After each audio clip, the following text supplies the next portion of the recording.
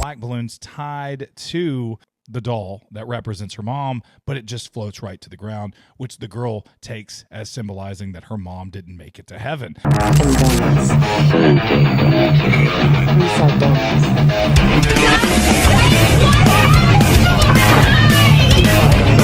Hey everybody, welcome to Blood and Donuts. I'm Tony.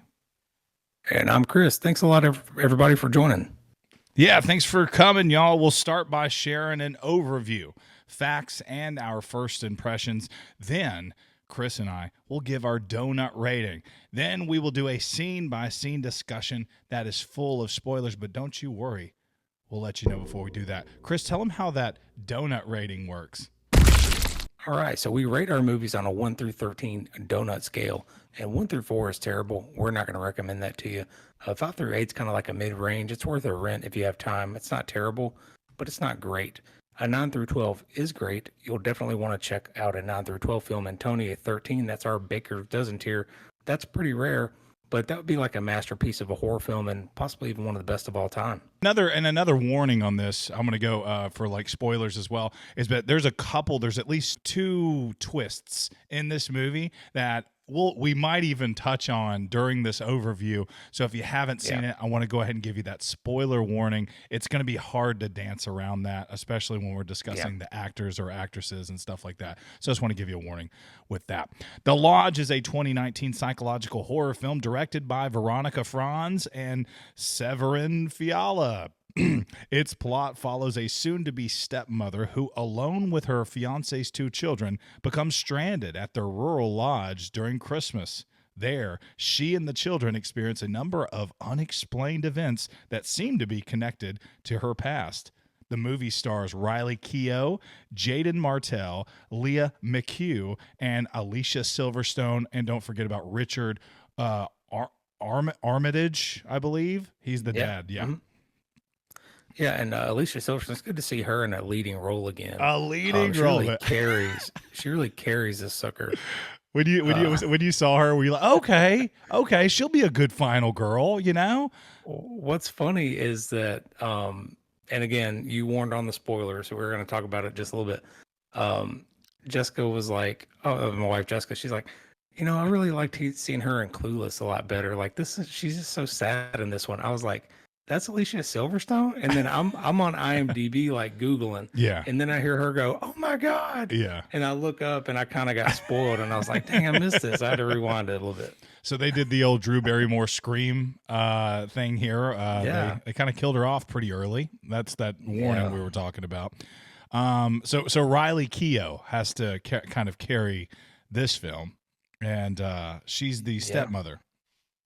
Yeah, and honestly, I thought the acting was pretty good. I didn't mind it. I did too. Did you know that Riley Keough is the granddaughter of Elvis Presley? I did not know that. How crazy is that? Granddaughter. The granddaughter. That was not on IMDb. Yeah, and I think Lisa Marie, who was his only daughter, just passed away. So I believe Riley Keough has his whole estate. So she owns Graceland and everything. We're from Tennessee, so she owns Graceland and all of Elvis's whatever was left of his estate. I don't know, but I just thought that was a cool fact. If you ever, I was looking, I was like, where do I know her from? She has like an Elvis look to her, like a Lisa Marie Presley type of look to her. Anyway, a little bit. But she's a great actress too. I thought she did a great job. And then we mentioned Alicia Silverstone, obviously. Jaden Martell. He was from one of the kids from It.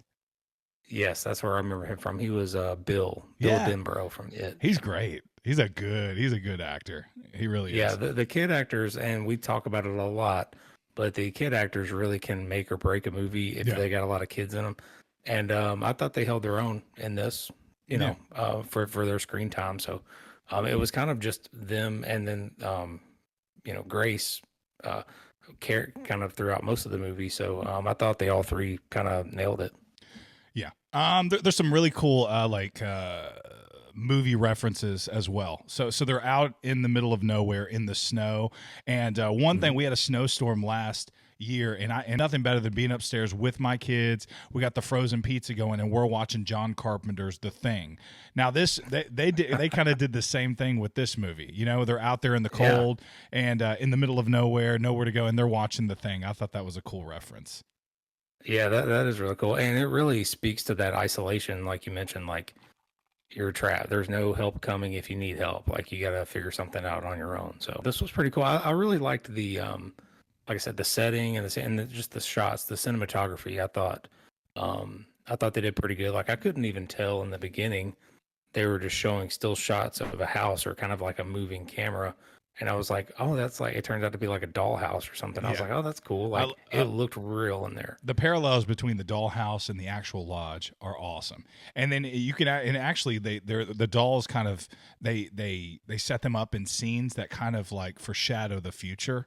So you might, so you see the characters like set up in the dolls kind of parallel to what the characters are going to do in the future. I thought that was a cool choice. It's shot on 35 millimeter, so it has that old school frame, like you said, the framing of it. It's like you're out here and you're seeing many layers of this set. And even in like when the dad is telling Alicia Silverstone like, "Hey, I think we should go ahead and get a divorce and stuff." It's showing the whole entire kitchen in the back. I do like it was a pretty film in the way that it was shot and the atmosphere that they created with this movie. Yeah, I thought that was really good. And this one, for me, I mean, at least, I know we're going to talk about it in my review here, but it really just kept my attention the whole way through. Like there was no like falling asleep on this one, at least for me. I was kind of engrossed in the whole thing, and it was a little bit about 20 minutes longer than it should have been, but it was still kept my attention, which did, it did a good job doing that. Absolutely. The first act was amazing. Setting it up. Like you said, I was sitting on the edge of my seat. I had to go downstairs for a second and do something. I told my wife, I was like, I got to get back upstairs and watch this movie because I got to see what's going on because it really had me, And John, who joined us for our last episode, I love how he said, I have a second act problem, because movies, it's easy to set up a movie really well, but it's really hard to finish. It's really hard to finish really well. And I don't like exactly how this one finished. I'll talk about it in my review as well. I wanted a supernatural something in this one, you know what I mean? And I wanted I wanted some ghost or something, but I guess reality is sometimes scarier than fiction. I wanted something else of this film. It's just like we're getting we took a little break and we're coming back after Halloween and we're getting back into this, and this is a Christmas horror film. I was gonna bring that up. Yeah, I was telling Jessica, I was like, well, what's Christmas about this movie? And then I was like, oh, there's presents. Hey, one of them has presents in a drawer. Did you do that Leonardo DiCaprio meme that? Where he's holding the, from is it Wolf of Wall Street? My beer, yeah. Just some tacky. What I do like how she just put up some tacky, over the top, goofy Christmas decorations. It kind of like because you're seeing it's such a somber, weird cabin. Everybody like hates each other. These three people that have to kind of stay, and everything is so sad. It has like a Midsommar. Feeling to it, like Hereditary, like very just like this is so sad, and then you putting up these very goofy, over the top Christmas decorations. It was kind of cool to see that parallel there, and it was just funny, I thought. Yeah, I drew some Skinamarink parallels from this. That like mixed with Invisible Man or something. It was like kept my attention, but then there were some parts where it was just kind of weird and like in a dream-like state, and you didn't really know what was real and what was reality. I liked the first twist. I didn't like the second twist. Alicia Silverstone and Leah McHugh also play mother and daughter in the short-lived TV series American Woman. Oh, I didn't know that. I did not know that. They also had the kids like do a lot of activities together to bond them, like ice skating, rock climbing, stuff like that. Of course, on the reverse side, they kept her away from the stepmother to kind of isolate them from her, like an us versus them kind of thing. So I thought that was a good bit of casting there and direction. again, the first 20 minutes, you don't even get to see the stepmom or the girlfriend interest or anything. It kind of just it shows shadows of her, or at one point the dad lies and says, "Oh, she's not here right now." But then you kind of you know no, she was upstairs peeking through a window. You kind of see her form, but you never see her. And when they finally do meet, it's just like you're like, she's not that bad. Like y'all are like, Yeah. you know what I mean? Like Hi, Aiden. Hi, Mia. she's like, "Hi, hello, how are y'all?" Yeah. Very You soft. guys want to do anything? Yeah, very We're gonna pop some soft-spoken. popcorn. Yeah. And there in the middle, you start off the movie, you're feeling horrible for these kids and what the dad's putting them through, and I can't believe they're going through this. And you feel like, and then the middle, you're like, all right, kids, she's really These kids are jerks. she's trying, and you're giving them a hard time, and then it goes even further, which I'll pump the brakes there. I'm going to give my review, and then we can jump into doing a scene by scene, talking about this. There's not a whole lot out there. I think when it came out in 2019, it had a limited theatrical release. It got $3.2 million, but I haven't heard a whole bunch of this film other than when it first came out. I say that here's my rating. The Lodge is unsettling. It's a psychological thriller with a gripping beginning and surprising twist in the second act. Riley Keough delivers an outstanding performance as Grace. She's playing a former cult member struggling to adjust at her role as a stepmom, while Jaden Martell and Leah McHugh shine as the troubled siblings. Obviously, watching Martell is always a treat, and the child actor's strong performances enhance the film tension. Though the movie is well crafted, it wasn't entirely my kind of film. I was hoping for more paranormal elements, which would have added a little extra layer of fear to the story. While the psychological elements were compelling, the ambiguous ending, though thought-provoking, felt anticlimactic given the intense buildup, in my opinion. That being said, I'm going to recommend this because The Lodge is an engaging watch for fans who love a slow burn psychological thriller. I'm going to give it a 7 out of 10. Nicely done. Nicely done. And apparently Riley and her dad, who plays in this movie also briefly, they were also part of a real cult. So they were former cult members as well. So that was an interesting read. Whoa. And I didn't really take anything away because it wasn't paranormal, but I do agree with you that would have added a little something extra. So I agree with that. I kept waiting for something to happen with like that Mary painting. You know what I mean? Yeah. And then it would get exactly. I wanted Alicia Silverstone to show up and haunt them. To be honest with you. Oh yeah, that's kind of like what I wanted. Yeah, but anyway, sorry. All right, so pros for me. I think it has great pacing, and like I said, it kept me interested throughout. I was curious to see what was next, on the edge of my seat the whole time, even though it was about 20 minutes long. Cinematography and acting were great. I think that that really increased its rating for me. The cons, I thought the twist at the end was really dumb. I have just a really logical problem with it, and I'll talk about it here towards the end.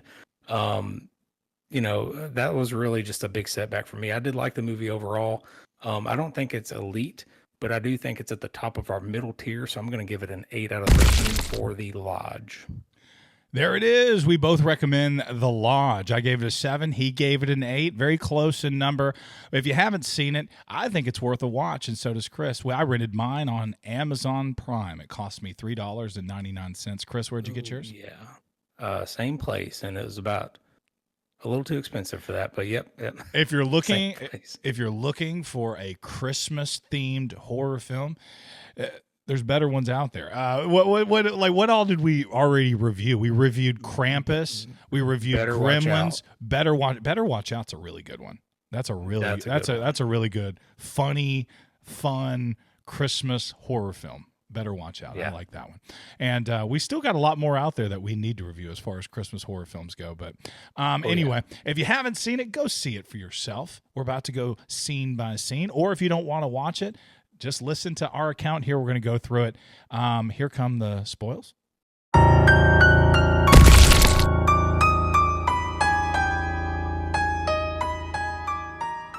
Laura Hall, separated from her writer husband, Richard, commits suicide after Richard informs her he plans to marry Grace Marshall, a woman that he met while researching a book from a fundamentalist Christian cult.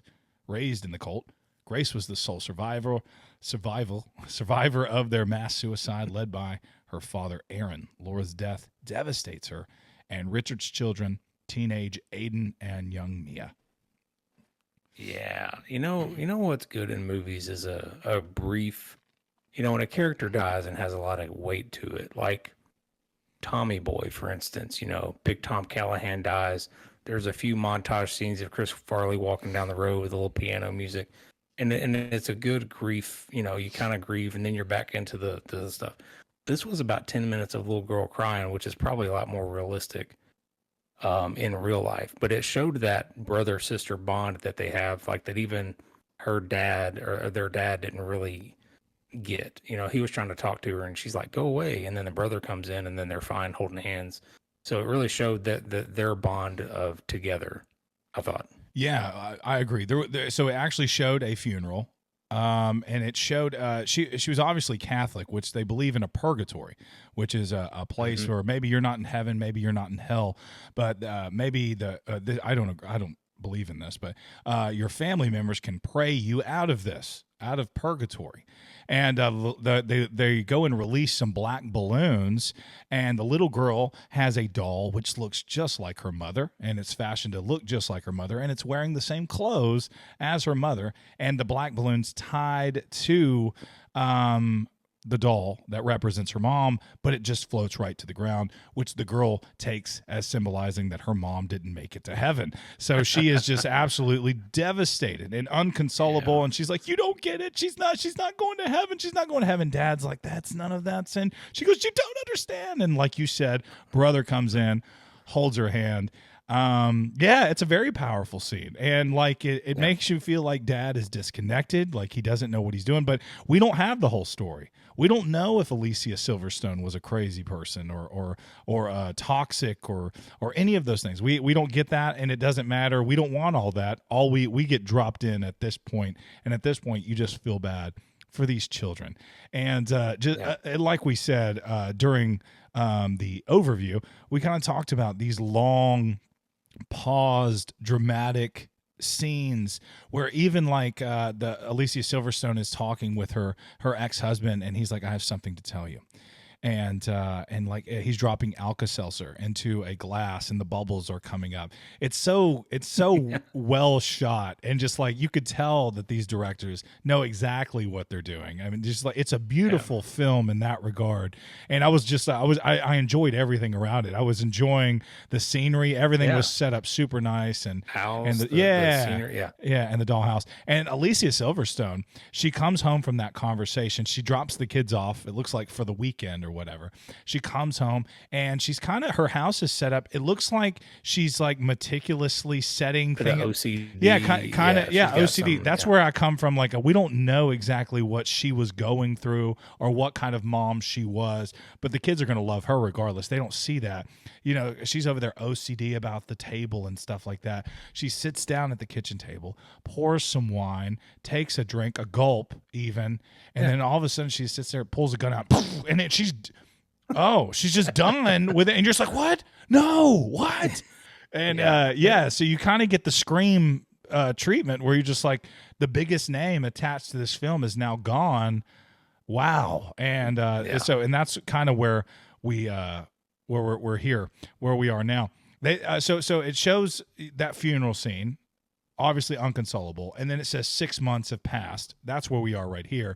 And they have this Thanksgiving dinner, Chris, and we're going to talk about it here to say, but like when you're eating Thanksgiving dinner with your families, do you just like string up like turkey balloons? What is that? Turkey balloons? It looked like cooked turkeys from strings all over the place. I was just like, that's an interesting tradition. You know what I mean? Yeah, it's usually just like Dixie cups and whatever. Maybe, but it's maybe not a couple totally festive with turkeys. Maybe a couple pilgrims on the table or something. Maybe like an Indian, a Native American or something. Some Indians and some pilgrims. Yeah. That big cone with the fruit coming out. I don't know. What I the never cornucopia. Yeah. Oh, nice. Nice, pull that out of your butt like that. But they're outside in the cold where they're freezing and they're eating Thanksgiving dinner. It's like the most depressing Thanksgiving dinner I've ever seen. Yeah. I'm like, they just lost their mom. Can we get like grandmother up here or something? Can we get some aunts and uncles to this Thanksgiving dinner? Like, come on. Right. This is awful. It's just Dad and maybe Grace. So, and so Chris, they go snooping here in a minute into Dad's office. Yeah. So tell me about Dad. What does he do for a living? He's a psychologist who is his niche is cults, like helping former cult members. Is that what we're looking at here? That's what it sounded like. And then I guess it's how he met his girlfriend. Like that's what it. Like Yeah. I kind of maybe lost on that part. Like I remember hearing a little bit about that, but I wasn't really tuned into it. So yeah, I think so. I wish they would have beat that home a little bit more, or maybe I wasn't paying attention enough to like be reading the books in the room and stuff like that. But it just seems like his kids kind of just go to his computer and find this on YouTube or something. But they're going through his research. Looked like I guess they were trying to find it. They were like, "Yeah, see, she's this. Yeah, that's her right there." Yeah, and then they're watching a clip of her do that. It's a little weird there. It is weird, but I wish they would have just kind of like said, I mean, I don't know how you say it without saying, yes, Dad is a psychologist who helps cult members overcome, and which makes me think, was Alicia Silverstone a cult member as well? Ooh, a former cult member coming out of it. Who knows? We needed more screen time for her. 6 months later, Richard announces to his children at Thanksgiving that they will be spending Christmas together with Grace at the family's remote lodge in rural western Massachusetts. To get to know each other that night, Aiden and Mia access their father's computer and uncover Grace's past. It includes disturbing video footage of the cult showing each of the deceased followers draped in purple silk with a strip of duct tape taped across their mouths, reading sin. How did they get that on the dark web or something? Damn. Like, Dad just got that on the old desktop or something? Yeah, that's what it looked. It looked like it was just sitting. I mean, he just had it open. Like he's just like, yeah, I'm looking at this. And I wrote this note here, and it says that it seems like these kids have known about her past for a while. So it's almost like they're doing research to make sure Dad's not dating some crazy person. And it seemed like they were compiling this information on her. That's how I read it. When I was watching it, I was like, oh, these kids are like doing their research on this chick that their dad's dating. Well, but maybe it was just on the dad's computer. So the more I thought about it, I was just like, okay, their mom, when they're driving there, initially, the girl goes, is she going to be there? Yeah. Talking to her mom. So she's probably had conversations with Alicia Silverstone about Dad's girlfriend, because and it sounds like Alicia Silverstone probably out of her frustration was like, your dad, he's with that psycho, because she calls her a psycho. You left Mom for a psycho. Remember that? So I'm sure that's where they know the information. They kind of go to Dad's office to confirm it, and Gotcha. And they're seeing, and they see, is it Mia? Is that her name in this? Mia's the little daughter, yeah. Okay, Mia. Who's the stepmom? What's her name? Riley Cano? Grace. Grace. Okay, so Grace, that's fitting. But Grace is like holding a camera, and she has the duct tape around her mouth. Did she not do what she was supposed to do, or was she supposed to be the surviving member? It seems like she was supposed to be the surviving man. Like she was just filming it, or maybe she just didn't drink the Kool-Aid or something. Yeah, it did mention that she was supposed to be bringing the teachings forward or something like that. Yeah. And I guess him, a therapist, brought her out of that. Yeah, and you touched on it briefly, but I do like how they kept Grace in the shadows for about a quarter of the movie to keep her mysterious. Like we're like, gosh, she a hideous hag, or what's going on? Like, we didn't know what she looked like. So I thought that was a good play there for a little bit. And they kept her hidden as long as they could, I think. Yeah. And so at this point, you're thinking to yourself, oh, she's going to kill these kids. Like you're thinking like, she's a psycho, and then you meet her in the car and you're like, oh, she's normal. But at the same time, the back of your mind, you're like, yeah, she's gonna like something's gonna happen. You know what I mean? You're just like she's like She's definitely killing them kids. yeah, she's definitely killing them kids though. Several and just thinking about this dad, it seems like the worst decision ever. And even like leading up to it, you're just like, surely you're not gonna leave, Dad. This is not going well. Yeah. And he's like, okay, peace out. I'm gonna leave you alone. I've got a logical question towards the end, and it's gonna make you think, well, really? Like, I wonder why they did that. Anyway, we'll talk about it. Several days before Christmas, the four they arrive at the lodge. The children act openly hostile towards Grace, and they refuse her efforts to bond with her. When Richard departs back to the city for a work obligation, the children continue to act abrasively towards her. Grace's unease is compounded by the abundance of Catholic imagery. I don't know what that is. Imagery that's in the cabin, which causes her to have nightmares about her father. Tensions rise after Grace catches Aiden watching her in the shower. However, after being reprimanded, Aiden softens and one night prepares Grace a cup of hot cocoa while she and Mia watch movies. Criminally short shower scene. Really hurt this movie score for me. But no, seriously, I thought the isolation and remoteness of the cabin heightened the tension between these two jerk kids and their stepmom. Because at this point, it's been established that Grace seems to be okay. Like, she's got some pills that she takes, but that seems to keep her normal. So as long as she's got her pills, she seems fine. So even with Dad leaving, it seems to be okay. You know, she's gonna hang decorations, and then she even like lies to the dad and is like, "Yeah, I just made some pancakes and we're watching a movie." Like, yeah, you know, he's thinking like, "Oh, bullshit," you know. Yeah. And the directors do such a great job of like you said, like you're feeling so much emotion for these kids, and you're just like, God, what a horrible situation. I feel bad. And then it switches, and you're just like, oh my God, I feel so sorry for Grace in this situation.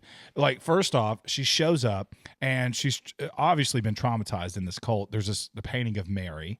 They left all the pictures up of his former wife and him together. There's like pictures on the bedside where she's staying.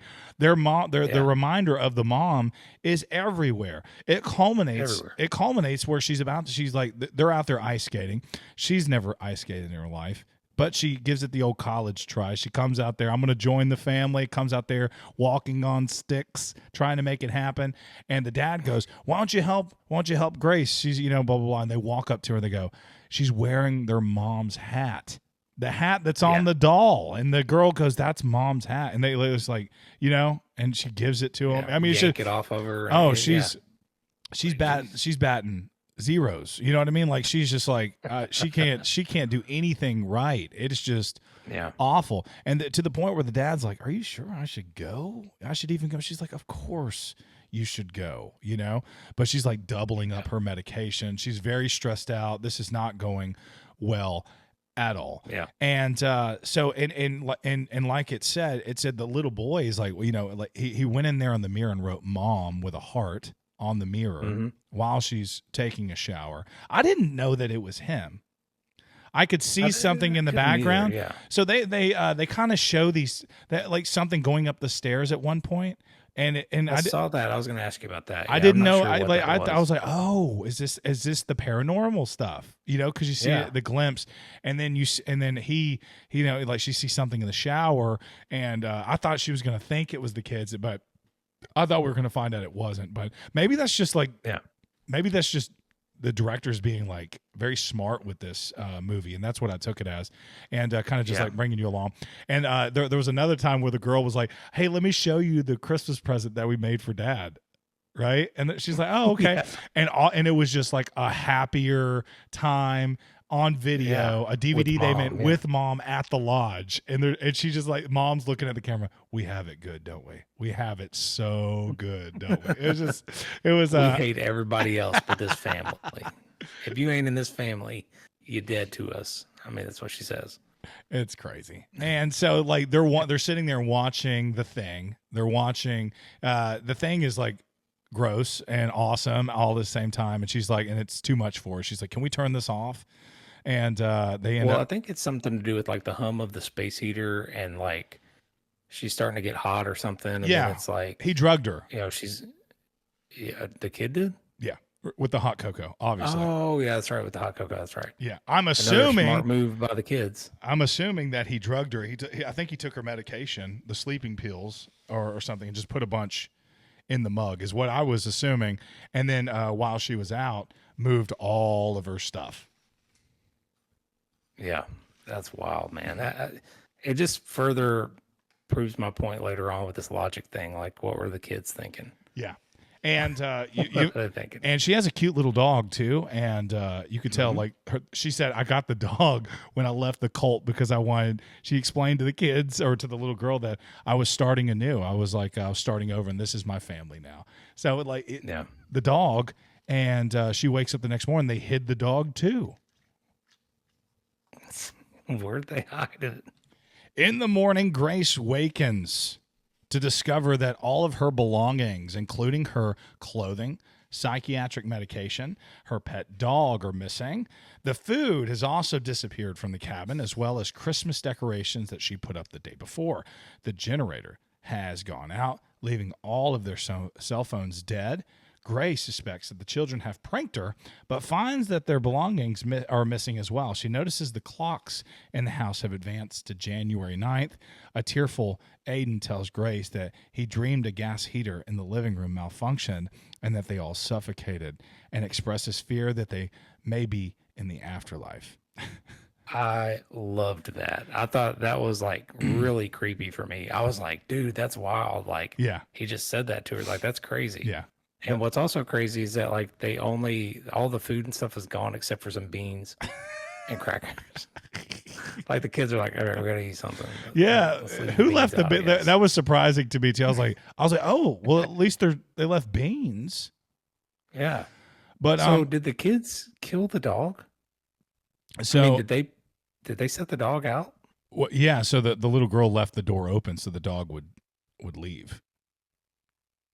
So the little girl's like a horrible human being. Yeah, she's like the worst kind of human. Gotcha. Okay, Well, let's so make sure. it's actually when she finds the dog, you'll see that here in a minute. That's the catalyst of her actually coming clean. The little girl does. She's like, I can't do this anymore, and she comes clean, but it's too late. They drove her too far at that point. So so Grace is obviously disturbed by this whole thing, but she's thinking these kids are playing a prank on her. And she's like, I'm going to go in here, but I want all those Christmas decorations back. I want all my clothes back. I want all this stuff. And the kids do a pretty good job of just being like, I don't know. Yeah. I'm scared too. And at this point, you still don't know that they've done anything. At this point, you're still believing the movie. Yeah. We're in spoilers now, obviously, but so yeah, the kids hit all that crap, and that's crazy. Like, I thought it was like I said, I mentioned it, a very good twist of like the kids, like, I think we might have died. Like, I don't know what we're doing here. We can't go anywhere. You can't go anywhere for miles. Yeah. Where's everything at? I thought it was really good. Over the following several days, Grace, succumbing to anxiety, medication withdrawal, hunger, and cold, begins sleepwalking. She's tormented by disturbing visions and dreams, including the recurrent voice of her father, who's sermonizing. She attempts to walk to the nearest town, discovering a cross-shaped cabin where she sees her father beckoning to her from inside. She eventually travels in a circle, taking her back to the lodge. Yeah, you could see that circling back to the lodge like about a mile away, right? I mean, literally. Like, I was like, oh, she's gonna walk up on the cabin. Yeah. Okay. You knew that wasn't gonna last too long, right? Yeah. And I think it was at this point where Jessica started snoring because she couldn't make it. It didn't keep her attention like it did mine, man. Like I said, it kept my attention pretty good.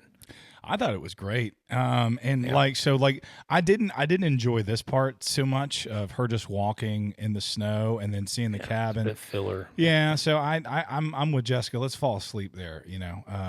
I guess they're just trying to show that there's no way out. And if they didn't put that in there, maybe we'd be like, they didn't even try. They didn't even try to go anywhere. Nowhere to go. Right. And what's confusing for me, I guess, is like I don't know what their end goal was with what they were doing.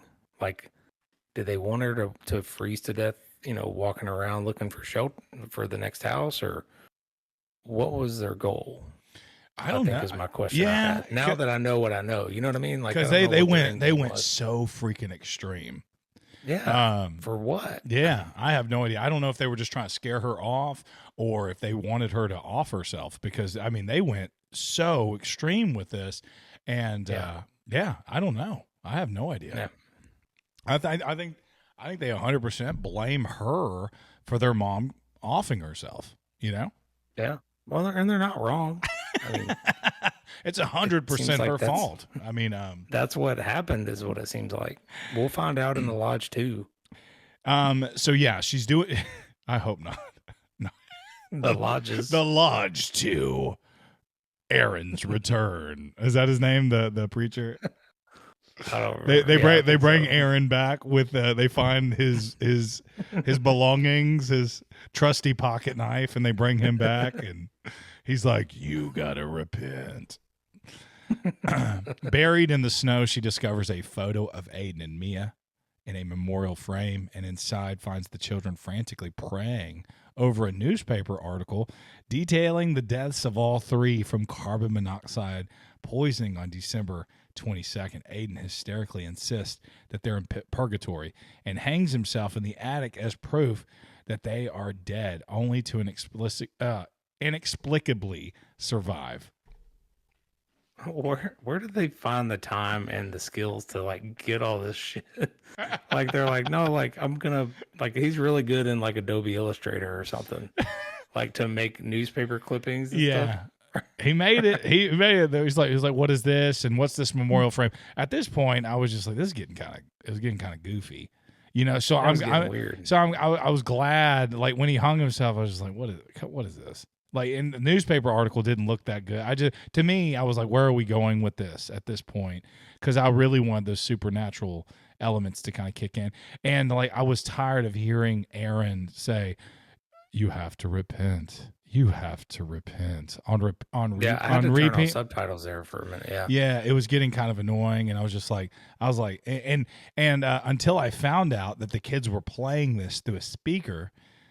To me, I was just like, this is the best we could do, like, because it sounded like a cheap speaker, like going off in the foreground of him just saying it over and over. I was like, I don't like this part. This kind of sucks, but yeah. Did you when the kid hung himself? Were you still under the impression of, oh well, maybe they are in purgatory and they Yeah. can't die?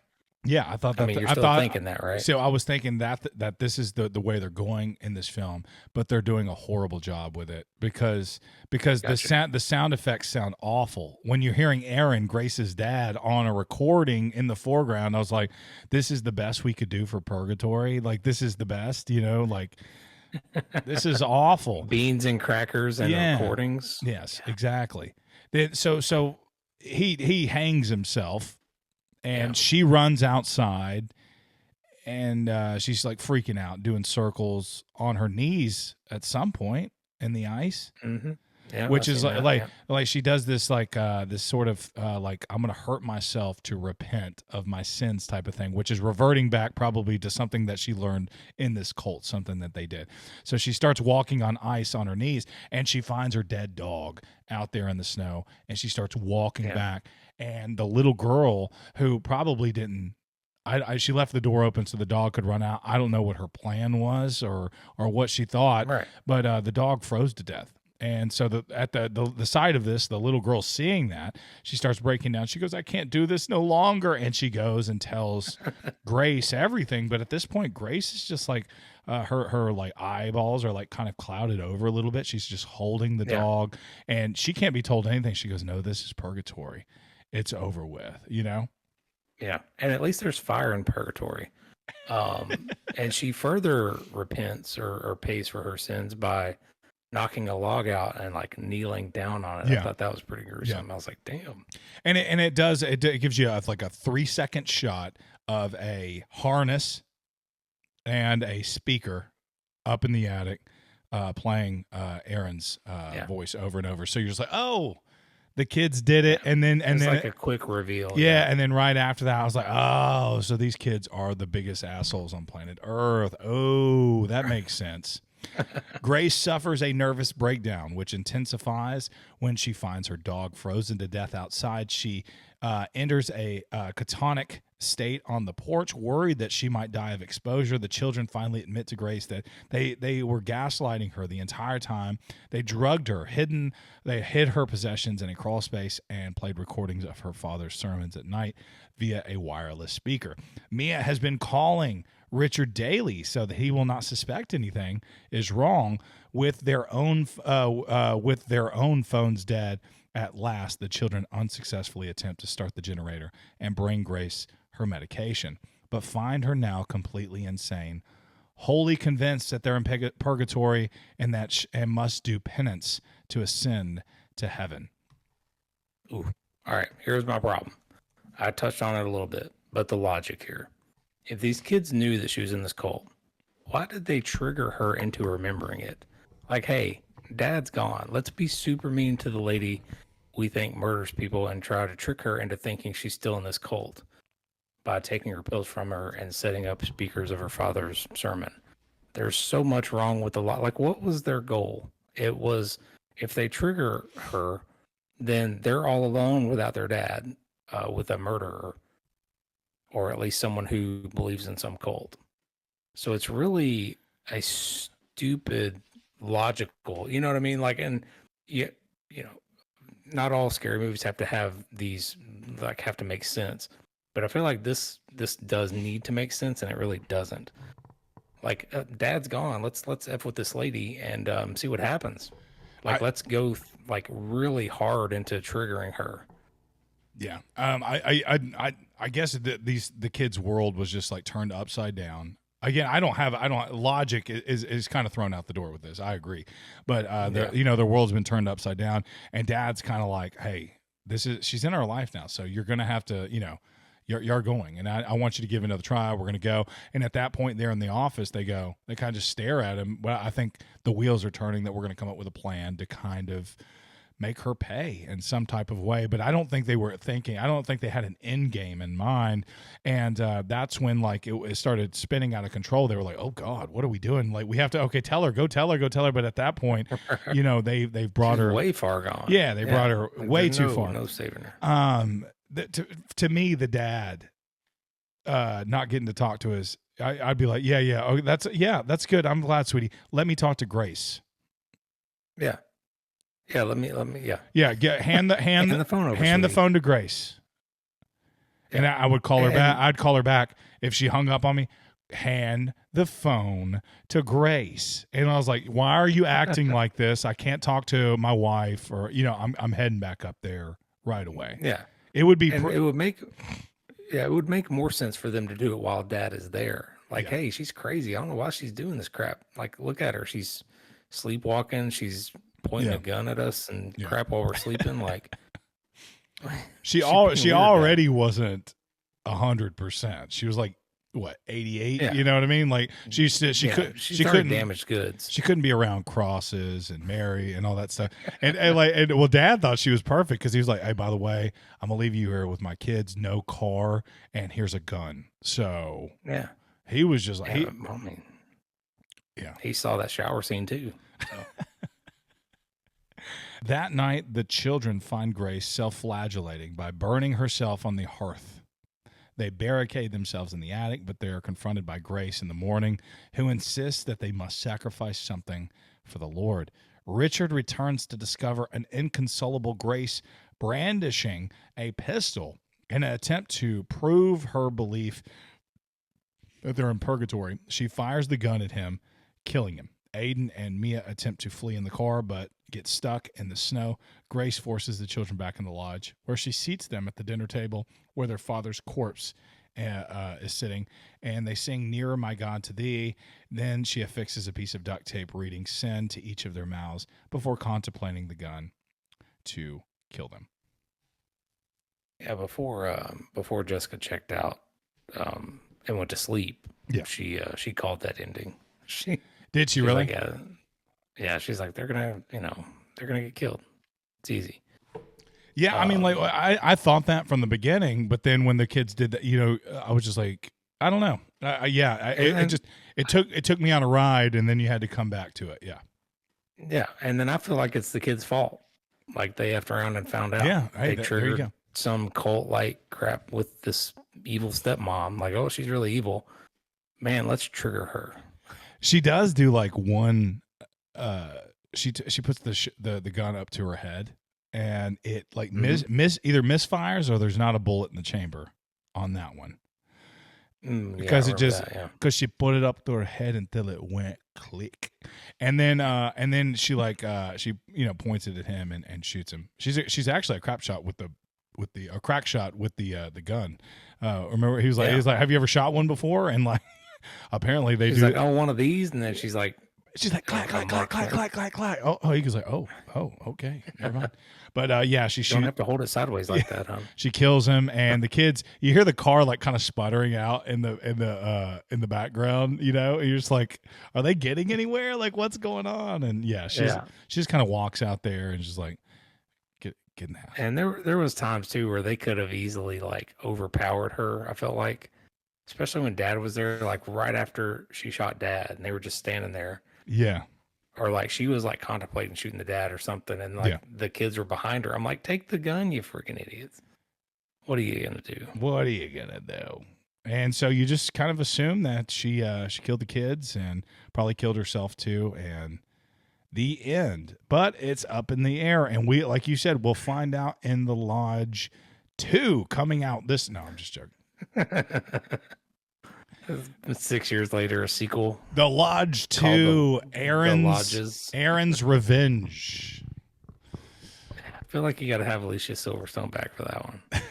I agree. I think a paranormal would have been a little better. Like a paranormal mixed with that psychological stuff. Like you don't really know what's real. Yeah. And then here's a little paranormal for you. Yeah.